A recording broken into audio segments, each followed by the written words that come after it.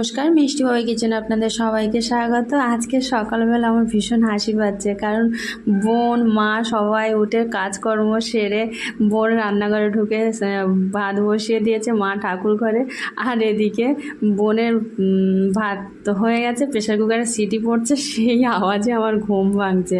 মানে ভাবুন, চিন্তা করুন। তা যাই হোক, তা ওরাই এখন সব করছে, মানে আমার নিচে পোটে থেকে নামতেও দিচ্ছে না, দুটো সিঁড়িও ভাঙতে দিচ্ছে না।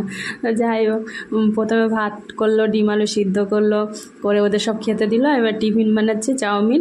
আর মার ওদিকে পুজো দেওয়া হয়ে গেছে, বোনের বর আবার ডিউটিতে যাবে, কালকে এসে আজকে চলে যাচ্ছে। তো ও একটু ওকেও ভাত দিয়ে দিল। তারপরে ওদের টিফিন গুছিয়ে স্কুলে ব্যাগপত্র নিয়ে ওদের স্কুলে ছাড়তে গেছে, আমি একটু পিছন পিছন গেলাম। তা বোন সত্যি যেভাবে করে, ও আমার ছেলে হওয়ার সময় মেয়ে হওয়ার সময় ও আর মা যা করেছে